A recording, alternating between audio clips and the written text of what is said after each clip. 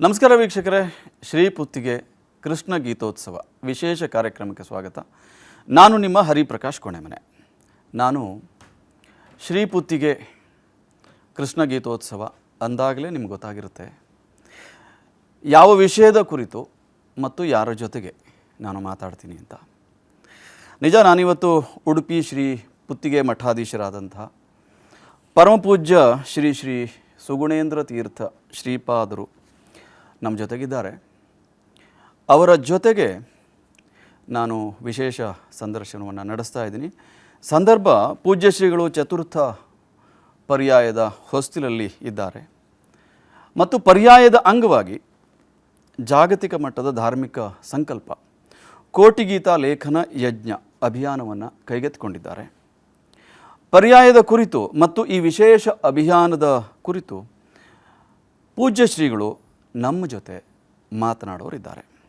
ಅದಕ್ಕೂ ಮೊದಲು ನಾನು ಮಾತಾಡಿಸ್ತೀನಿ ಪೂಜ್ಯ ಶ್ರೀಗಳನ್ನು. ಪೂಜ್ಯ ಶ್ರೀಗಳ ಸಾಧನೆ ಅದು ಜಾಗತಿಕ.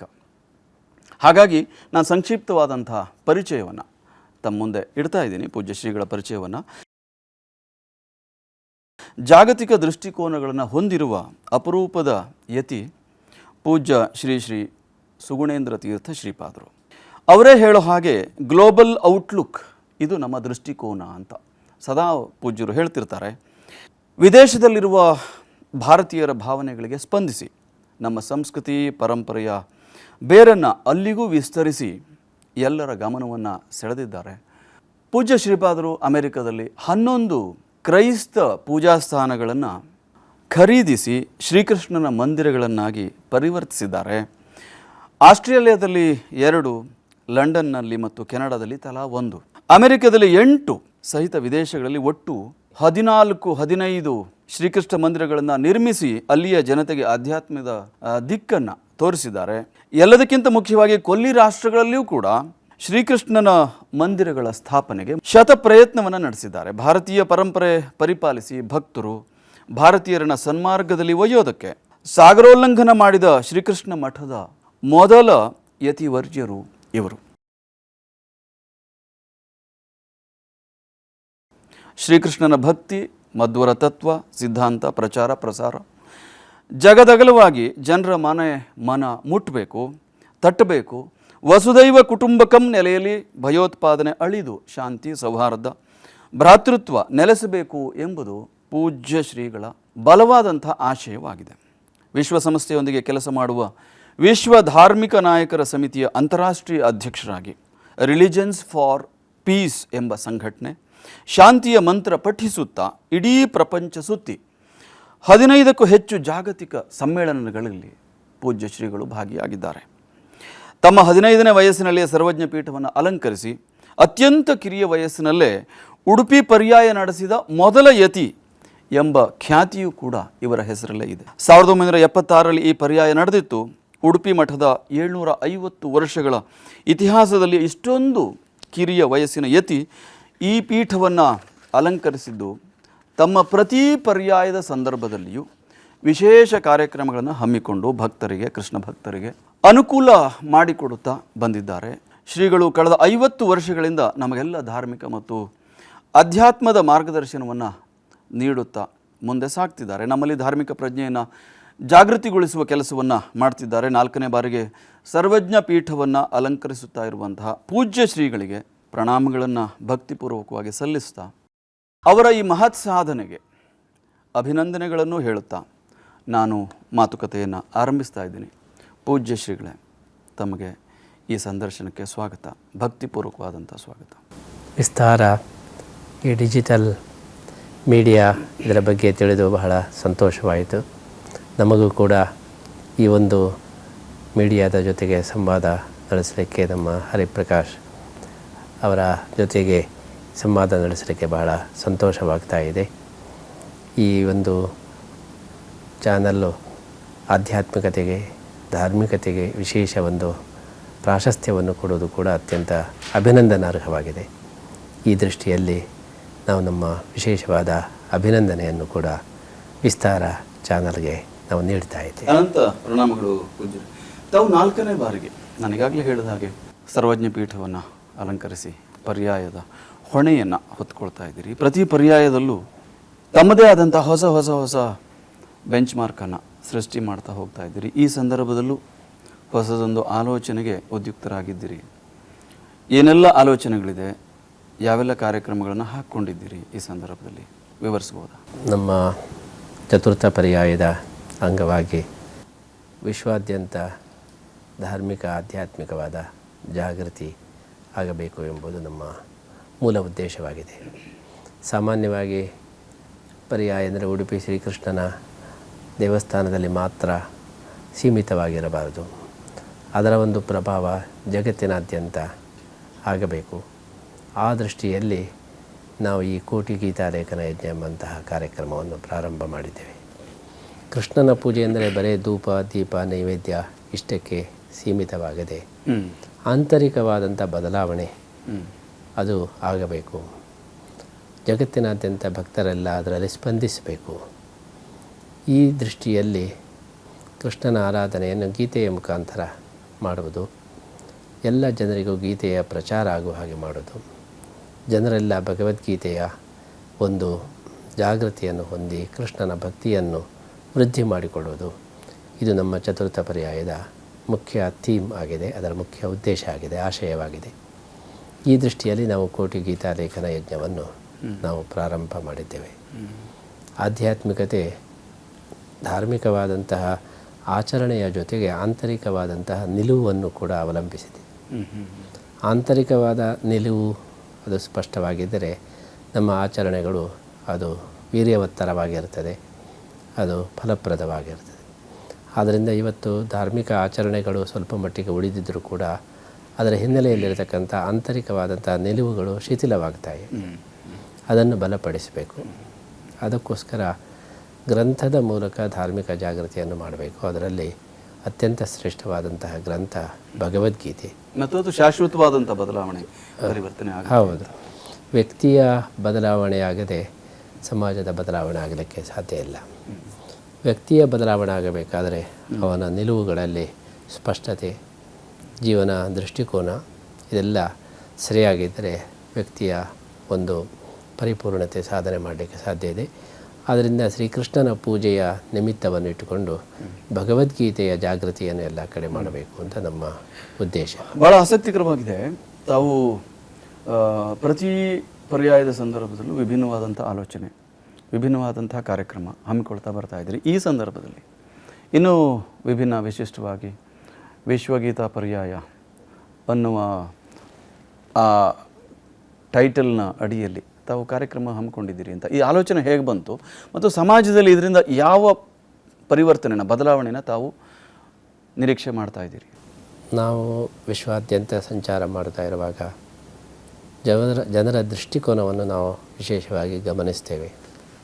ಈ ದೃಷ್ಟಿಯಲ್ಲಿ ನಾವು ನೋಡಿದಾಗ ಜನರಿಗೆ, ಇವತ್ತಿನ ಆಧುನಿಕ ಜನರಿಗೆ ಮನಃಶಾಂತಿಯ ಒಂದು ಕೊರತೆ ಬಹಳ ಎದ್ದು ಕಾಣ್ತಾ ಇದೆ. ಭೌತಿಕವಾಗಿ ಲೌಕಿಕವಾಗಿ ನಾವು ಅಭಿವೃದ್ಧಿಯನ್ನು ಹೊಂದಿದರೂ ಕೂಡ ಆಂತರಿಕವಾದಂತಹ ಒಂದು ಅಭಿವೃದ್ಧಿ ಅದು ಕುಂಠಿತವಾಗ್ತಾ ಇದೆ. ಆದ್ದರಿಂದ ಯಾವಾಗಲೂ ಕೂಡ ಜೀವನದ ಸಾರ್ಥಕತೆ, ಮನಸ್ಸಿನ ಶಾಂತಿ ಇದೆಲ್ಲವೂ ಕೂಡ ನಮ್ಮ ಆಧ್ಯಾತ್ಮಿಕ ನಿಲುವಿನ ಮೇಲೆ ಅವಲಂಬಿತವಾಗಿದೆ. ಅದಕ್ಕೋಸ್ಕರ ಭಗವದ್ಗೀತೆಯಿಂದ ಆಂತರಿಕವಾಗಿ ಪ್ರತಿಯೊಂದು ವ್ಯಕ್ತಿಯನ್ನು ಕೂಡ ಸಬಲಗೊಳಿಸಬಹುದು ಎಂಬ ದೃಷ್ಟಿಯಲ್ಲಿ ಗೀತೆಯನ್ನು ಪ್ರಚಾರ ಮಾಡುವ ಒಂದು ಯೋಜನೆಯನ್ನು ನಾವು ಹಾಕಿಕೊಂಡಿದ್ದೇವೆ. ಈ ಕೋಟಿ ಗೀತಾ ಲೇಖನ ಯಜ್ಞಕ್ಕೆ ವಿದೇಶಗಳಿಂದ ಹೇಗಿದೆ ಪ್ರತಿಕ್ರಿಯೆ? ಅದ್ಭುತವಾದಂತಹ ಪ್ರತಿಕ್ರಿಯೆಯನ್ನು ನಾವು ನಿರೀಕ್ಷೆ ಮಾಡಲಿಲ್ಲ. ಅಷ್ಟು ಪ್ರತಿಕ್ರಿಯೆ ಅದನ್ನು ನಾವು ಗುರುತಿಸ್ತಾ ಇದ್ದೇವೆ. ಯಾಕೆಂದರೆ ವಿದೇಶಗಳಲ್ಲಿ ಆಧ್ಯಾತ್ಮಿಕ ಹಸಿವು ಜಾಸ್ತಿ ಆಗಿದೆ. ಹಿಂದೆ ಕೆಲವು ವರ್ಷಗಳ ಹಿಂದೆ ಜೀವನದ ಮುಖ್ಯ ಉದ್ದೇಶ ಭೌತಿಕವಾದ ಸಮೃದ್ಧಿ ಎಂಬುದು ಕಲ್ಪನೆ ಇತ್ತು. ಆದರೆ ಆ ಭೌತಿಕ ಸಮೃದ್ಧಿಯನ್ನೆಲ್ಲ ಇವತ್ತು ಪಡೆದ ಮೇಲೆ ಇಷ್ಟೇ ಎಂಬಂಥ ಒಂದು ಭಾವನೆ ಬಂದಿದೆ. ಹಾಗಾಗಿ ಇದಕ್ಕಿಂತ ಆಚೆ ಇರತಕ್ಕಂಥ ಆಧ್ಯಾತ್ಮಿಕತೆಯ ಬಗ್ಗೆ ಇವತ್ತು ಒಲವು ಜಾಸ್ತಿ ಆಗ್ತಾ ಇದೆ. ಆದ್ದರಿಂದ ನಮ್ಮ ಕೋಟಿ ಗೀತಾ ಲೇಖನ ಯಜ್ಞಕ್ಕೆ ವಿಶೇಷವಾದಂತಹ ಸ್ಪಂದನೆಯನ್ನು ನಾವು ಭಾರತದ ಹೊರಗಿನಲ್ಲಿ ನಾವು ಗುರುತಿಸಿದ್ದೇವೆ. ಚತುರ್ಥ ಪರ್ಯಾಯದ ಆಹ್ವಾನವನ್ನು ವಿಶ್ವದಾದ್ಯಂತ ತಾವು ಕಳಿಸಿದ್ದೀರಿ ಮತ್ತು ಅದಕ್ಕೊಂದು ಸಂದೇಶವನ್ನು ಹೇಳಿದಿರಿ. ಇದು ಕೃಷ್ಣನಿಂದ ಬಂದ ಅನುಗ್ರಹ ಪತ್ರ ಅಂತ. ಎಷ್ಟು ಜನ ಸೇರಬಹುದು ಮತ್ತು ಕೃಷ್ಣನ ಸೇವೆಗೆ ಪರ್ಯಾಯಕ್ಕೆ ಏನೆಲ್ಲ ಸಿದ್ಧತೆಗಳು ಆಗಿದೆ ಅಂತ? ಈ ಸಲ ಬಹಳ ವಿಶೇಷವಾದ ಸ್ಪಂದನೆ, ಲಕ್ಷಾಂತರ ಜನರು ಸ್ಪಂದಿಸಿದ್ದಾರೆ. ಆದರೆ ಎಷ್ಟು ಜನ ಸೇರಬಹುದು ಎಂಬುದು ನಮಗೆ ಇನ್ನೂ ಕೂಡ ಅಂದಾಜಾಗ್ತಾ ಇಲ್ಲ. ಅಂತೂ ನಿರೀಕ್ಷೆಕ್ಕಿಂತಲೂ ಜಾಸ್ತಿ ಸ್ಪಂದನೆಯನ್ನು ನಾವು ನೋಡ್ತಾ ಇದ್ದೇವೆ. ಅದಕ್ಕೋಸ್ಕರ ನಾವು ಜನರಿಗೆಲ್ಲ 2 ವರ್ಷದ ಅವಧಿಯಲ್ಲಿ ಬನ್ನಿ ಅಂತೇಳಿ ಹೇಳ್ತಾ ಇದ್ದೇವೆ. ಪರ್ಯಾಯ ಒಮ್ಮೆಲೇ ಬರಬೇಡಿ, 2 ವರ್ಷದ ಅವಧಿಯಲ್ಲಿ ನಿಮಗೆ ಅನುಕೂಲವಾದಂತಹ ದಿವಸದಲ್ಲಿ ಬನ್ನಿ. ಹಾಗಾಗಿ ನಮಗೆ ವ್ಯವಸ್ಥೆಯನ್ನು ಮಾಡಲಿಕ್ಕೂ ಕೂಡ ಅನುಕೂಲವಾಗ್ತದೆ ಅಂತ. ಹಾಗಾಗಿ 2 ವರ್ಷದ ಈ ಪರ್ಯಾಯದ ಅವಧಿಯಲ್ಲಿ ಪ್ರತಿನಿತ್ಯ ಸಾವಿರಾರು ಜನ ಬಂದು ಆ ಗೀತೆಯನ್ನು ಸಮರ್ಪಣೆ ಮಾಡತಕ್ಕ ಯೋಜನೆಯನ್ನು ಹಾಕ್ಕೊಂಡಿದ್ದರಿಂದ ಇದನ್ನು ನಿರ್ವಹಣೆ ಮಾಡೋದು ಸ್ವಲ್ಪ ಸುಲಭವಾಗ್ಬೋದು ಅಂತ ನಮಗೆ ಅನಿಸ್ತಾ ಇದೆ. ತಾವು 2ನೇ ಬಾರಿ ಪರ್ಯಾಯ ಪೀಠವನ್ನು ಅಲಂಕರಿಸಿದಾಗ ಗೀತಾ ಮಂದಿರವನ್ನು ನಿರ್ಮಾಣ ಮಾಡಿದ್ರಿ. ಇಂದ್ರಪ್ರಸ್ಥ ಗೆಸ್ಟ್ ಹೌಸ್ ನಿರ್ಮಾಣ ಆಯಿತು, ಸ್ವಾಗತ ಗೋಪುರ ನಿರ್ಮಾಣ ಆಯಿತು. 3ನೇ ಬಾರಿ ಪರ್ಯಾಯ ಪೀಠ ಏರಿದಾಗ ಅನ್ನಬ್ರಹ್ಮ ಸಭಾಂಗಣ ನಿರ್ಮಾಣ ಆಯಿತು. ಈ ಬಾರಿ ಉಡುಪಿಯಲ್ಲಿ ಏನಾದರೂ ಆ ರೀತಿ ಹೊಸದನ್ನು ನಿರೀಕ್ಷೆ ಮಾಡಬಹುದಾ? ನಾವು 5 ಪ್ರಧಾನ ಯೋಜನೆಗಳನ್ನು ಇಟ್ಕೊಂಡಿದ್ದೇವೆ. ಮುಖ್ಯವಾದದ್ದು ಭಗವದ್ಗೀತೆಯ ಪ್ರಚಾರ, ಅದಕ್ಕೋಸ್ಕರ ಒಂದು ಕೋಟಿ ಗೀತಾ ಲೇಖನ ಯಜ್ಞ. ಆಮೇಲೆ 2 ವರ್ಷ ನಿರಂತರ ಭಗವದ್ಗೀತಾ ಪಾರಾಯಣ, ಸಾಮೂಹಿಕವಾದಂಥ ಪಾರಾಯಣ. ಬೆಳಿಗ್ಗೆ ಸೂರ್ಯೋದಯದಿಂದ ಸೂರ್ಯಾಸ್ತ ತನಕ ಗೀತಾ ಮಂದಿರದಲ್ಲಿ ಭಗವದ್ಗೀತೆಯ ಅಖಂಡ ಪಾರಾಯಣ. ಆದ್ದರಿಂದ ಕೃಷ್ಣನ ಸ್ಥಾನಕ್ಕೆ ಬರುವವರೆಲ್ಲರೂ ಕೂಡ ಕಿವಿಗೆ ಭಗವದ್ಗೀತೆಯನ್ನು ಹಾಕಿಕೊಂಡೇ ಹೋಗಬೇಕು. ಆ ದೇವಸ್ಥಾನದ ವಾತಾವರಣ ಗೀತಾಮಯವಾಗಿರಬೇಕು. ಅದಕ್ಕೋಸ್ಕರ ನಿರಂತರ ಪ್ರತಿನಿತ್ಯ ಭಗವದ್ಗೀತೆಯ ಪಾರಾಯಣ, ಆ ಮೂಲಕ ಜನರಿಗೂ ಕೂಡ ಗೀತೆಯನ್ನು ಒಂದು ಪಾರಾಯಣ ಮಾಡುವ ಒಂದು ಅವಕಾಶ, ಕೃಷ್ಣನ ಸನ್ನಿಧಾನದಲ್ಲಿ ಗೀತಾ ಮಂದಿರದಲ್ಲಿ ಮಾಡತಕ್ಕಂಥ ಈ ಅವಕಾಶ ಮನಸ್ಸಿಗೂ ಕೂಡ ವಿಶೇಷವಾದಂತಹ ಸಮಾಧಾನ, ತೃಪ್ತಿಯನ್ನು ಕೊಡುತ್ತದೆ. ಪುಸ್ತಕ ಸಮರ್ಪಣೆ ಮಾಡುವವರೆಲ್ಲರೂ ಕೂಡ ಒಮ್ಮೆ ಸಮಗ್ರ ಭಗವದ್ಗೀತೆಯನ್ನು ಅದನ್ನು ಉಚ್ಚಾರಣೆ ಮಾಡಿದ ಹಾಗಾಗ್ತದೆ, ಪಾರಾಯಣ ಮಾಡಿದ ಹಾಗಾಗ್ತದೆ. ಆ ಮೂಲಕ ಅವರಿಗೊಂದು ತೃಪ್ತಿಯೂ ಕೂಡ ದೊರಕ್ತದೆ. ದೈವಿಕ ವಾತಾವರಣ ನಮ್ಮ ಉಡುಪಿಯ ಸುತ್ತ ಅದು ವ್ಯಾಪೃತವಾಗ್ತದೆ. ಈ ದೃಷ್ಟಿಯಲ್ಲಿ 2ನೇ ಕಾರ್ಯಕ್ರಮ ಅಖಂಡ ಗೀತಾ ಪಾರಾಯಣ. ಆಮೇಲೆ ಶ್ರೀಮದ್ ಭಗವದ್ಗೀತೆಯ ಬಗ್ಗೆ ಅಂತಾರಾಷ್ಟ್ರೀಯ ಸಮ್ಮೇಳನ. ಇದರ ಬಗ್ಗೆ ಬೇರೆ ಬೇರೆ ದೃಷ್ಟಿಕೋನ, ಬೇರೆ ಬೇರೆ ಅನುಭವವುಳ್ಳಂಥ ಎಲ್ಲ ವಿದ್ವಾಂಸರನ್ನು ಕರೆಸಿ ಒಂದು ಅಂತಾರಾಷ್ಟ್ರೀಯ ಮಟ್ಟದ ಸಮ್ಮೇಳನವನ್ನು ಕೂಡ ಆಯೋಜನೆ ಮಾಡ್ತಾ ಇದ್ದೇವೆ. ಅದನ್ನು ಪರ್ಯಾಯದ ಕೊನೆಯಲ್ಲಿ ಮಾಡ್ತಾ ಇದ್ದೇವೆ. ಅದೇ ರೀತಿ ಭಗವದ್ಗೀತಾ ಯಾಗ ಅಂಥೇಳಿ, ಇವತ್ತು ವೇದ ಮಂತ್ರಗಳಿಂದ ಯಾಗವನ್ನು ಮಾಡ್ತಾರೆ. ಆದರೆ ಭಗವದ್ಗೀತಾ ಶ್ಲೋಕಗಳಿಂದ ಭಗವಂತನಿಗೆ ನಾವು ಆಹುತಿಯನ್ನು ಕೊಟ್ಟರೆ ಅದು ಹೆಚ್ಚು ಆಧ್ಯಾತ್ಮಿಕ ದೃಷ್ಟಿಯಲ್ಲಿ ಫಲಪ್ರದವಾಗ್ತದೆ. ಹಾಗಾಗಿ 701 ಶ್ಲೋಕಗಳಿಂದಲೂ ಕೂಡ ಆಹುತಿಯು ಕೊಡುವ ಮೂಲಕ ಒಂದು ಮಹಾಯಾಗವನ್ನು ಕೂಡ ಹಮ್ಮಿಕೊಂಡಿದ್ದೇವೆ. ಈ ಕೋಟಿ ಗೀತಾ ಲೇಖನ ಯಜ್ಞದ ನೆನಪಿಗಾಗಿ ಕೃಷ್ಣನಿಗೆ ಒಂದು ಸುವರ್ಣ ರಥವನ್ನು ಸಮರ್ಪಣೆ ಮಾಡಬೇಕು ಅಂತ ಸಂಕಲ್ಪ ಮಾಡಿದೆ. ಪಾರ್ಥ ಸಾರಥಿ ಸುವರ್ಣ ರಥ ಅಂತ. ಕೃಷ್ಣ ಗೀತೆಯನ್ನು ಉಪದೇಶ ಮಾಡುವಾಗ ಯಾವ ಮಾದರಿಯ ರಥದಲ್ಲಿ ಕೂತು ಅರ್ಜುನನಿಗೆ ಉಪದೇಶ ಮಾಡಿದನೋ ಅದೇ ಮಾದರಿಯ ಚಿನ್ನದ ರಥವನ್ನು ಕೃಷ್ಣನಿಗೆ ಸಮರ್ಪಣೆ ಮಾಡಬೇಕು. ಆ ಮೂಲಕ ಕೋಟಿ ಗೀತಾ ಲೇಖನ ಯಜ್ಞದ ಒಂದು ಸ್ಮರಣಿಕೆಯಾಗಿ ಅದು ಇರಬೇಕು. ಕಳೆದ ಬಾರಿ 2ನೇ ಪರ್ಯಾಯದಲ್ಲಿ ಲಕ್ಷ ಗೀತಾ ಲೇಖನ ಯಜ್ಞದ ಸ್ಮರಣಿಕೆಯಾಗಿ ಗೀತಾ ಮಂದಿರ ನಿರ್ಮಾಣ ಮಾಡಿದೆ. ಗೀತಾ ಮಂದಿರದಲ್ಲಿ ಸಂಪೂರ್ಣ ಭಗವದ್ಗೀತೆಯನ್ನು ಕಲ್ಲಿನಲ್ಲಿ ಕೆತ್ತಿಸಿ ಗೀತೆಯ ಸಂದೇಶಗಳನ್ನು ಚಿತ್ರದ ಮೂಲಕ ಈ ಬಾರಿ ಸ್ವರ್ಣ ರಥವನ್ನು ಸಮರ್ಪಣೆ ಮಾಡಬೇಕು. ಇನ್ನೊಂದು ನಮ್ಮ ವೈಯಕ್ತಿಕ ಉದ್ದೇಶ ಅಂದರೆ ಬರುವ ವರ್ಷ ನಾವು ಸ್ವಾಮಿಗಳಾಗಿ 50 ವರ್ಷ ಆಗ್ತಾಯಿದೆ, ಗೋಲ್ಡನ್ ಜೂಬಿಲಿ. ಹಾಗಾಗಿ ಅದರ ಒಂದು ಕೃತಜ್ಞತೆಗಾಗಿ ಕೃಷ್ಣನಿಗೆ ಒಂದು ಸುವರ್ಣ ರಥವನ್ನು ಸಮರ್ಪಣೆ ಮಾಡಬೇಕು ಅಂತ ಈ ರೀತಿ ಯೋಜನೆ. ಹೌದು. ಆಮೇಲೆ ಬಂದಂತಹ ಯಾತ್ರಿಕರಿಗೆ ಅಲ್ಲಿ ವಸತಿ ಸೌಲಭ್ಯ ಬಹಳ ಕಡಿಮೆ ಇದೆ.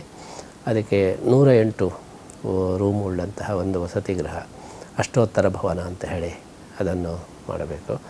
ಅದೇ ರೀತಿ ಈಗ ಉಡುಪಿ ಕೃಷ್ಣನ ಮಠಕ್ಕೆ ಬರತಕ್ಕಂಥ ಮಹಾದ್ವಾರ ಅದು ಪೂರ್ವದಿಂದ ಆಗಿದೆ. ಮೊದಲು ದಕ್ಷಿಣದ ದ್ವಾರದಿಂದ ಬರ್ತಾಯಿದ್ರು. ಈಗ ನಾವು ರಥಬೀದಿಯನ್ನು ಸಂಪೂರ್ಣ ವಾಹನ ಮುಕ್ತವನ್ನಾಗಿ ಕಳೆದ ಪರ್ಯಾಯದಲ್ಲಿ ನಾವು ಮಾಡಿದೆವು. ಆದ್ದರಿಂದ ಎಲ್ಲರೂ ಪೂರ್ವ ದ್ವಾರದಿಂದಲೇ ಬರ್ತಾ ಇದ್ದಾರೆ. ಅಲ್ಲಿ ಒಂದು ದೊಡ್ಡ ಒಂದು ಸ್ವಾಗತ ಗೋಪುರ ಆಗಬೇಕು ಕಲ್ಸಂಕದಲ್ಲಿ ಅಂತ ಹೇಳಿ ಮಧ್ವಾಚಾರ್ಯರು ಕೃಷ್ಣನನ್ನು ಎತ್ತಿಕೊಂಡು ಬಂದಂತಹ ಜಾಗ ಅದು. ಆದ್ದರಿಂದ ಅಲ್ಲಿ ಮಧ್ವಾಚಾರ್ಯರು ಕೃಷ್ಣನನ್ನು ಎತ್ತಿಕೊಂಡಂತಹ ಒಂದು ಪ್ರತಿಮೆಯ ಸ್ಥಾಪನೆ ಮಾಡಬೇಕು ಅಂತ ಹೀಗೆ ಯೋಚನೆ ಮಾಡಿದ್ದೇವೆ. ಮತ್ತು ಕ್ಷೇತ್ರದ ವಿಶೇಷವಾದ ಅಭಿವೃದ್ಧಿಗಳು, ಮುಖ್ಯವಾಗಿ ಭಗವದ್ಗೀತೆಯ ಪ್ರಚಾರ, ಇದು ನಮ್ಮ 4ನೇ ಪರ್ಯಾಯದ ಮುಖ್ಯ ಆಶಯವಾಗಿದೆ. ತಮ್ಮ ಸಂಕಲ್ಪವೋ ಅಥವಾ ಸೌಭಾಗ್ಯವೋ ಚತುರ್ಥ ಪರ್ಯಾಯದ ಸಂದರ್ಭದಲ್ಲೇ ಅಯೋಧ್ಯೆಯಲ್ಲಿ ಮರ್ಯಾದಾ ಪುರುಷೋತ್ತಮ ಶ್ರೀರಾಮಚಂದ್ರನ ಭವ್ಯ ದೇಗುಲ, ವಿಶೇಷವಾಗಿ ಪ್ರಾಣ ಪ್ರತಿಷ್ಠೆ ಆಗ್ತಾ ಇದೆ. ಈ ಸಂದರ್ಭದಲ್ಲಿ ಮಠದಲ್ಲೇನಾದರೂ ವಿಶೇಷವಾದಂಥ ಕಾರ್ಯಕ್ರಮಗಳನ್ನು ಹಮ್ಮಿಕೊಳ್ಳೋ ಆಲೋಚನೆ ಇದೆಯಾ? ಆಲೋಚನೆ ಇದೆ. ರಾಮ ಮಂದಿರ ಅಲ್ಲಿ ಪ್ರಾಣ ಪ್ರತಿಷ್ಠೆ ಆಗುವಾಗ ಉಡುಪಿಯ ಒಂದು ವಿಶೇಷವಾದ ಸಂಬಂಧವೂ ಕೂಡ ಅಯೋಧ್ಯೆಗೂ ಇದೆ. ಮುಖ್ಯವಾಗಿ ಉಡುಪಿಯಲ್ಲಿ ಪೂಜೆಗೊಳ್ಳತಕ್ಕಂತಹ ಮುಖ್ಯ ಪ್ರಾಣದೇವರು ಏನಿದೆ, ಅದು ಅಯೋಧ್ಯೆಯಲ್ಲಿ ಇದ್ದಂತಹ ಪ್ರಾಣದೇವರ ಪ್ರತಿಮೆಯನ್ನು ವಾದಿರಾಜರು ಉಡುಪಿಗೆ ತಂದು ಪ್ರತಿಷ್ಠೆ ಮಾಡಿದರು ಅಂತ ಹೇಳಿ ಪ್ರತೀತಿ ಇದೆ. ಹಾಗಾಗಿ ಅಲ್ಲಿ ಆ ಮೂಲ ಮಂದಿರವನ್ನು ನಾಶ ಮಾಡಿದಾಗ ಆ ಮುಖ್ಯ ಪ್ರಾಣದೇವರ ಪ್ರತಿಮೆ ಅದು ಬೇರೆ ಕಡೆ ಎಸೆಯಲ್ಪಟ್ಟಿತ್ತು. ವಾದಿರಾಜರು ಆವಾಗ ಅಲ್ಲಿಗೆ ಹೋಗಿ ಆ ಪ್ರತಿಮೆಯನ್ನು ತಂದು ಪ್ರಾಣದೇವರ ಪ್ರತಿಷ್ಠೆಯನ್ನು ಉಡುಪಿ ಕೃಷ್ಣ ಮಠದಲ್ಲಿ ಅವರು ಮಾಡಿದರು ಅಂತ ಪ್ರತೀತಿ ಇದೆ. ಹಾಗಾಗಿ ಮುಖ್ಯ ಪ್ರಾಣದೇವರ ಹನುಮಂತನ ಒಂದು ವಿಶೇಷ ಆರಾಧನೆ, ಅದೇ ರೀತಿ ಅದರ ಒಂದು ಸಡಗರವನ್ನು ನಾವು ಆಚರಣೆ ಮಾಡತಕ್ಕಂಥ ಒಂದು ಯೋಜನೆಯನ್ನು ಕೂಡ ಮಾಡಿಕೊಂಡಿದ್ದೇವೆ. ವೈಯಕ್ತಿಕವಾಗಿ ನಮಗೂ ಒಂದು ಸಂತೋಷದ ವಿಚಾರ ಏನೆಂದರೆ 86ನೇ ಇಸವಿಯಲ್ಲಿ ಮೊಟ್ಟ ಮೊದಲು ಅಲ್ಲಿ ರಾಮಲಲ್ಲಾದಲ್ಲಿ ಅಲ್ಲಿ ಜೈಲಿನಲ್ಲಿ ಆ ಮೂರ್ತಿ ಇತ್ತು. ಅದನ್ನು ಮೂರ್ತಿಯನ್ನು ಹೊರಗೆ ತರಬೇಕು ಅಂತ ಚಳವಳಿ ನಡೆಸಿದಾಗ ನಾವು ಅಯೋಧ್ಯೆಗೆ ನಾವು ಕೂಡ ಹೋಗಿದ್ದೆವು. ಆವಾಗ ಆ ಕೋರ್ಟಿನಿಂದ ಆರ್ಡರ್ ಬಂತು, ಇನ್ನೂ ಮೂರ್ತಿಯನ್ನು ಹೊರಗೆ ತರಬೇಕು ಅಂತ. ಆವಾಗ ಆ ಜೈಲಿನಲ್ಲಿದ್ದಂತಹ ಮೂರ್ತಿಯನ್ನು ಹೊರಗೆ ತರಲಿಕ್ಕೆ ಬೀಗವನ್ನು ಒಡೆದದ್ದು ನಾನೇ. ಅಶೋಕ್ ಸಿಂಘಾಲ್ ಅವರು ನಮಗೆ ಹೇಳಿದರು, ಛೋಟಾ ಸ್ವಾಮೀಜಿ ನೀವು ಹೋಗಿ ಅದು ಬೀಗವನ್ನು ಒಡೆದು ಬಿಡ್ರಿ ಅಂತ ಹೇಳಿ.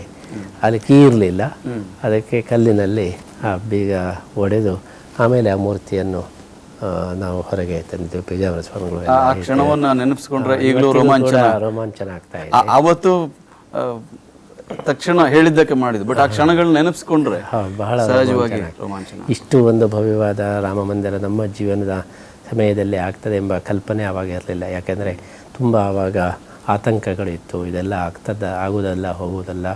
ಜನಗಳು ಕೂಡ ಅದೇನು ಅದರಲ್ಲಿ ಅಲ್ಲಿ ಈ ಚಳವಳಿಯಿಂದ ಎಲ್ಲ ಪರಿಸ್ಥಿತಿ ಇತ್ತು. ಆದರೆ ಈಗ ಎಲ್ಲವೂ ಕೂಡ ಸುಗಮವಾಗಿ ನಡೆದು ಈಗ ಭವ್ಯವಾದ ರಾಮ ಮಂದಿರ ನಿರ್ಮಾಣವಾಗ್ತಾ ಇರೋದು ನಮಗೂ ವೈಯಕ್ತಿಕವಾಗಿ ಒಂದು ಬಹಳ ಸಮಾಧಾನ ಮತ್ತು ಸಂತೋಷವನ್ನು ನೀಡಿದ ವಿಚಾರವಾಗಿದೆ. ಪುತ್ತಿಗೆ ಮಠದ ವಿಶೇಷ, ತಮ್ಮ ವಿಶೇಷತೆ ಹೆಚ್ಚುಗಾರಿಕೆ ಅಂದರೆ ಕೃಷ್ಣ ಭಕ್ತಿಯನ್ನು, ಅದರ ಪ್ರಸಾರವನ್ನು ವಿದೇಶಗಳಲ್ಲಿ ಮಾಡಿದ್ದು 14-15 ದೇಶದಲ್ಲಿ. ಅದರಲ್ಲೂ ವಿಶೇಷವಾಗಿ ಚರ್ಚುಗಳನ್ನು ಮಂದಿರಗಳನ್ನಾಗಿ, ಕೃಷ್ಣ ಮಂದಿರಗಳನ್ನಾಗಿ ಪರಿವರ್ತನೆ ಮಾಡಿದ್ದು. ಏನಿದಕ್ಕೆ ಪ್ರೇರಣೆ ಅಂತ? ನಾವು ವಿದೇಶಕ್ಕೆ ಮೊಟ್ಟ ಮೊದಲು ನಮ್ಮ ಭಕ್ತರು ಅವರು ಬಹಳ ಒತ್ತಾಯ ಮಾಡಿ ಬರಬೇಕು ಅಂತ ಪ್ರಾರ್ಥನೆ ಮಾಡಿದಾಗ ಹೋಗಿದ್ದೆವು. ಆವಾಗ ಅವರ ಭಕ್ತಿ ಮತ್ತು ಅವರಿಗೆ ಆಧ್ಯಾತ್ಮಿಕತೆಯಲ್ಲಿ ಇರತಕ್ಕಂಥ ಆಸಕ್ತಿ, ಇದನ್ನೆಲ್ಲ ನೋಡಿ ನಮಗೆ ಬಹಳ ಆಶ್ಚರ್ಯ ಮತ್ತು ಸಂತೋಷ ಆಯಿತು. ನಾವು ಆಲೋಚನೆ ಮಾಡಿದೆವು, ಇದು ನಾವು ಬಂದು ಹೋದಾಗ ಮಾತ್ರ ಇರಬಾರದು, ಇದು ನಿರಂತರವಾಗಿ ಇದಕ್ಕೆ ಒಂದು ಶಾಶ್ವತ ರೂಪವನ್ನು ಕೊಡಬೇಕು. ನಾವು ಬಂದಾಗ ಅದೆಲ್ಲ ವ್ಯಕ್ತವಾಗ್ತದೆ, ನಾವು ಆಚೆ ಹೋದ ಮೇಲೆ ಮತ್ತೆ ಕ್ರಮೇಣ ಅದು ಕುಂಠಿತ ಆಗಬಾರದು. ಅದಕ್ಕೋಸ್ಕರ ಅಲ್ಲಿಯೇ ಈ ಒಂದು ಧಾರ್ಮಿಕ ಪ್ರಜ್ಞೆ, ಆಧ್ಯಾತ್ಮಿಕ ಪ್ರಜ್ಞೆಯನ್ನು ಇನ್ನಷ್ಟು ಜಾಗೃತಗೊಳಿಸೋದಕ್ಕೋಸ್ಕರ, ಶಾಶ್ವತಗೊಳಿಸೋದಕ್ಕೋಸ್ಕರ ಮುಂದಿನ ಪೀಳಿಗೆಗೆ ಅದು ತಲುಪುವ ಹಾಗೆ ಅಲ್ಲಿ ಕೇಂದ್ರಗಳನ್ನು ಸ್ಥಾಪನೆ ಮಾಡಬೇಕು ಅಂತ ಅಲ್ಲಿಯ ಜನರು ನಮ್ಮನ್ನು ತುಂಬ ಒತ್ತಾಯ ಮಾಡಿದರು. ನೀವು ಒಮ್ಮೆ ಬಂದು ಹೋದರೆ 2 ಸಲ ಬಂದು ಹೋಗ್ಬೋದು, ಆದರೆ ಇಲ್ಲಿ ಇರ್ತಕ್ಕಂಥ ನಮ್ಮ ಮಕ್ಕಳಿಗೆ ಎಲ್ಲ ಸದಾ ನಮಗೆ ಈ ಒಂದು ಜಾಗೃತಿ ಬೇಕು, ಅದಕ್ಕೆ ಏನಾದರೂ ಮಾಡಿ ಎಂಬುದಾಗಿ ಪ್ರಾರ್ಥನೆ ಮಾಡಿದಾಗ ನಾವು ಈ ಒಂದು ಕೃಷ್ಣ ವೃಂದಾವನ ಸ್ಥಾಪನೆಯ ಒಂದು ಯೋಜನೆಯನ್ನು ಮಾಡಿ, ಎಲ್ಲೆಲ್ಲಿ ತುಂಬ ಜನ ಭಕ್ತರಿರ್ತಾರೆ, ಅಪೇಕ್ಷೆ ಇದೆ, ಅಲ್ಲೆಲ್ಲ ಕೃಷ್ಣ ವೃಂದಾವನದ ಸ್ಥಾಪನೆಯನ್ನು ಮಾಡಿದೆವು.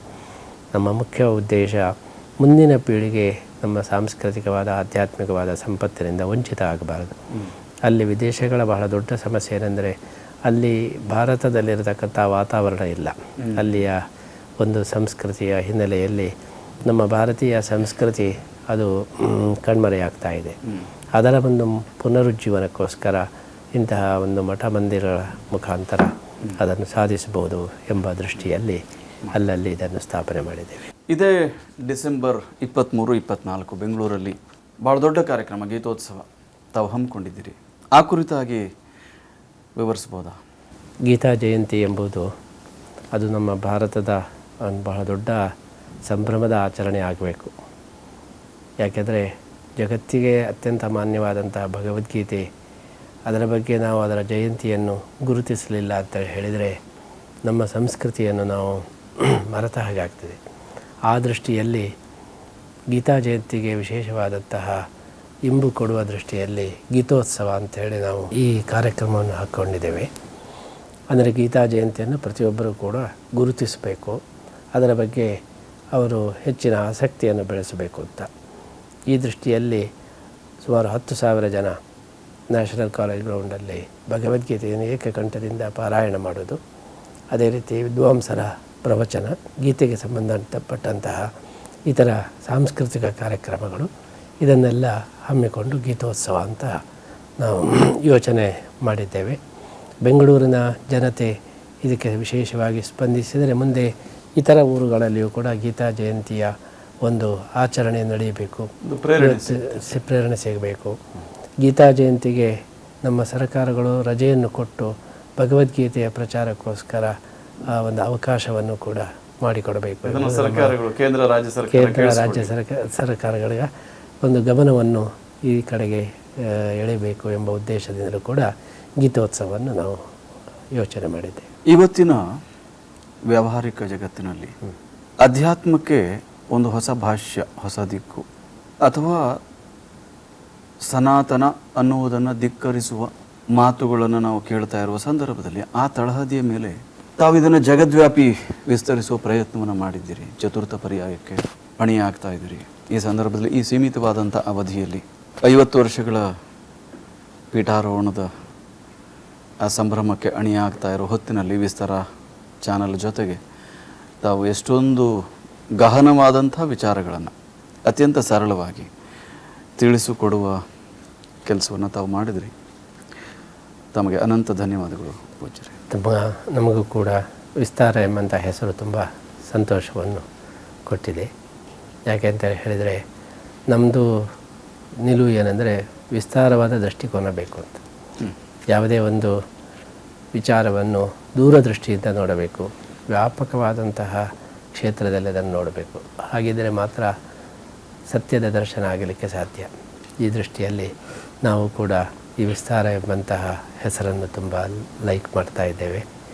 ಇಂಥ ಒಂದು ಚಾನಲಿಗೆ ವಿಶೇಷವಾದ ಅಭಿನಂದನೆಯನ್ನು ಸಲ್ಲಿಸ್ತಾ ಶ್ರೀಕೃಷ್ಣ ಮುಖ್ಯ ಪ್ರಾಣದೇವರ ಅನುಗ್ರಹ ಈ ಒಂದು ಪ್ರಯತ್ನಕ್ಕೆ ಇರಲಿ ಅಂತೇಳಿ ಹಾರೈಸ್ತಾ ಇದ್ದೇವೆ. ವೀಕ್ಷಕರೇ, ಇದಾಗಿತ್ತು ಶ್ರೀ ಪುತ್ತಿಗೆ ಕೃಷ್ಣ ಗೀತೋತ್ಸವ ವಿಶೇಷ ಸಂದರ್ಶನ.